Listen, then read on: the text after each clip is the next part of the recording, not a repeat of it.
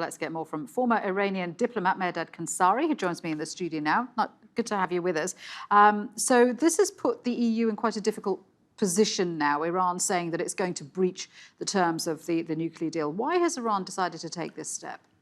Well, I think Iran is in a desperate situation. It's trying to assert itself, having very few cards to play.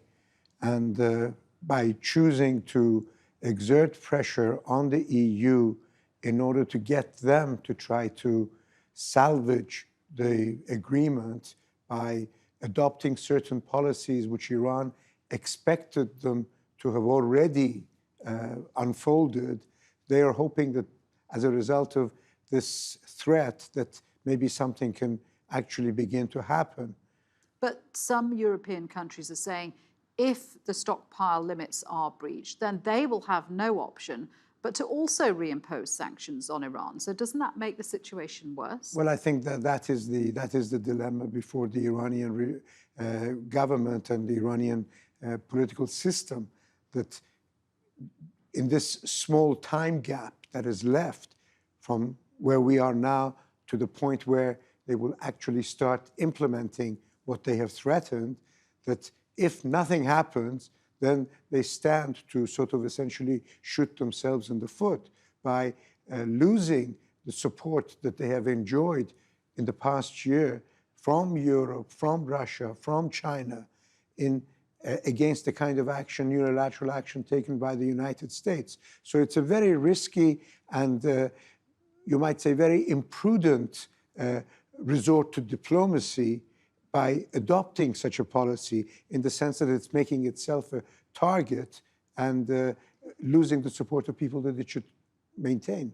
And it's such a volatile situation right now, particularly with allegations that Iran has been attacking oil tankers in the Gulf. How does this play into those tensions, which people are saying are very, very dangerous? Well, I think that this looks, I mean, many people think that Iran is being pushed into a trap by all this hype that we've been hearing in the last 3 or 4 days, given the fact that it consistently states that it had nothing to do with the incidents that have taken place in the Persian Gulf. But irrespective of all that, by playing this game, by isolating itself diplomatically, were it to pursue the policy that is threatening to carry out, I think that this will work in a reverse way for Iran and will essentially deprive Iran of the kind of support it needs in order to make its case against the United States and some of the regional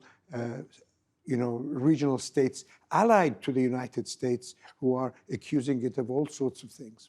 One of the US's foreign policy goals in Iran is to get the ordinary people to rise up against their government. And certainly the reimposed sanctions have hit ordinary Iranians very, very hard.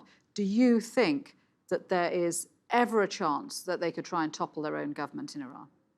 There is a very small chance. I mean, you can't say that there is no chance, but the chance in a system where the country is in total control and the forces of coercion are totally under the control of the government is very difficult. But were the Iranians to overplay their hand, as they are threatening to do at this stage, were they to lose the support of Europe in particular, as well as Russia and China over the nuclear issue, were sanctions to become more intense, and with the public knowing that Iran no longer has the diplomatic support of parties that have stood with it, although they haven't been able to do much for it, but have stood with it against the United States, then that question that you ask could take a different persona and may make things far more exacerbated and worse than they are.